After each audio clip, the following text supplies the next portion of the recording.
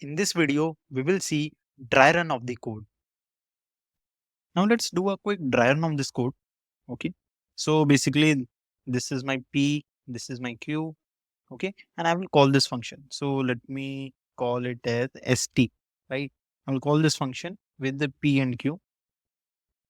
And here also I will call ST with P and Q. Let me increase the size a little bit. Otherwise, so now it's okay. So I will call this function st with p and q. Okay, instead of p and q, let me write as 1 and 2 so that it will be more visualized. So we have 1 and 1 for e. Okay, let's see first one for p and second one for q. So st1 comma 1. Okay. So when I call this function, right, it will check if p is equals to null and q is equals to null. No, both are not null.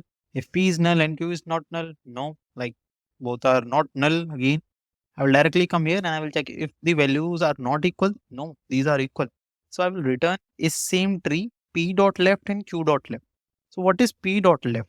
Right, this, so your p and q will be here, p dot left and q dot left.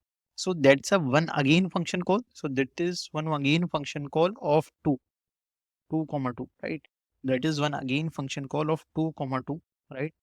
So I will call this function, I will again check if p is null, q is null. No, both are null. So I will directly come to this condition. If p dot value and q dot value is not equal, no, both are equal. Again, I will call this function return is same tree p dot left and q dot left. So what is p dot left and q dot left? Basically, it will be st null and null because both are null, right? This is also null, this is also null. So I will call this null and null st with null values. Okay.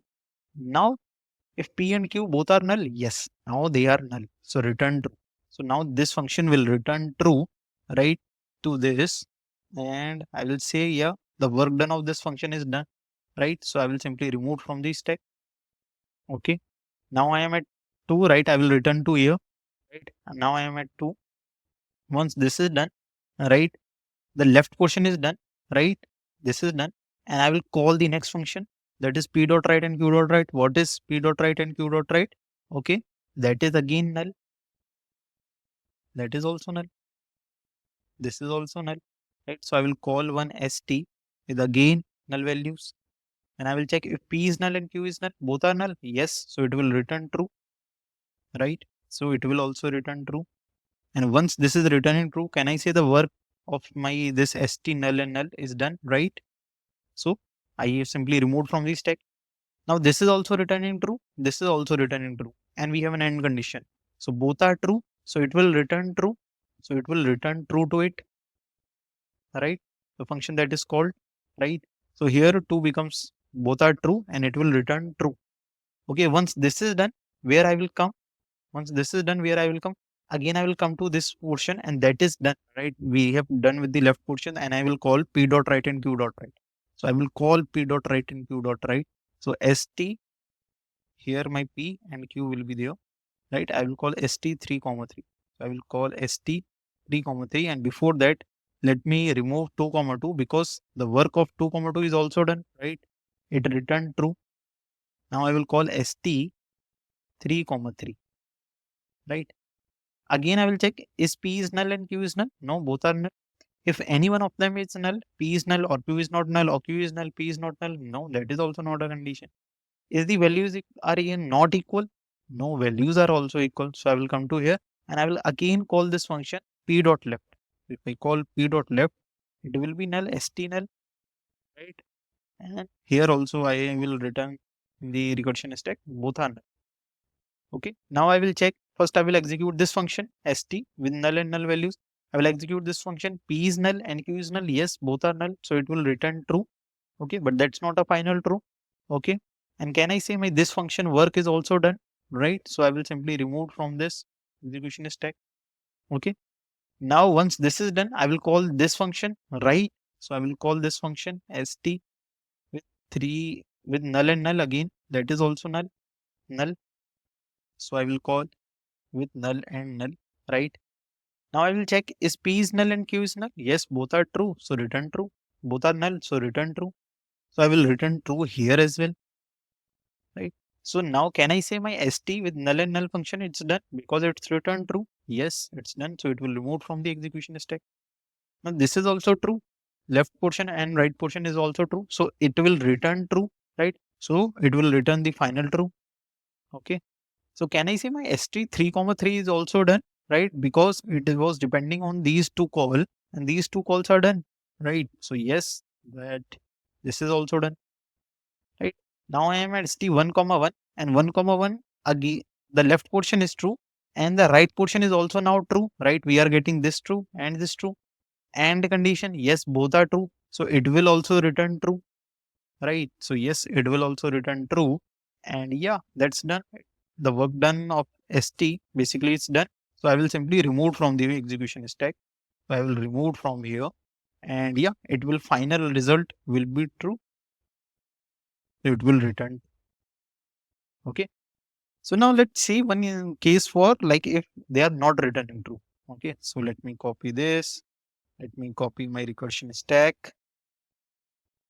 Okay. And let's quickly create one non-identical. So we have 1, 2 here and we have 1, 2 is here. Now let's see for this case, will we get false or not? So P will be here and Q will be here and I will call one function st, the value of P and Q that is 1 comma 1. So here st with 1 comma 1, right? Both are true. First of all, 1 comma 1 is P is null or Q is null? No, both are not null, right? So I will come here. If P is null or Q is null, like any one of them is null, no, that is also not a condition. If P dot value or is not equals to Q dot value, that is also not a condition.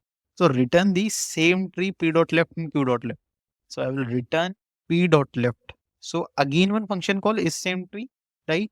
So I will call st with P dot left. P dot left is 2, right? And what is Q dot left? So Q dot left is null, right? So here it will be null, right? I will call this function and I will check if P is null and Q is null. No, both are not null. Now, if P is null and Q is null, any one of them is null. Yes, one is Q is null. So I will return false. So I will return false to which? For to this condition, this function, right? So basically here we called one function 2 comma I null and this is returning false, not true, false. Let me write it like this. 2 comma n, it is returning false. This will return false. Okay. So we have this function as in false. Okay. And p dot write and q dot write. So I will call one more function. Right. Can I say work done of this function 2 comma n is done? So basically, yes, it called, right, and it checked and it returned false. So yeah, this function is work is completed. So I will simply remove from the execution stack. Now again I will check p dot write and q dot write. So what is p dot write? P dot write is null. What is q dot write? So q dot write is 2. So I will call this function st, okay, with null value and true, 2, right? And I will check if p is null and q is null. No, both are not null. If p is null or either q is null, yes, one of them is null. So that will also return false, right? So it will also return false, right? So now, like, can I say this function work is also done, right? The function is returning false. So yes, that is also done.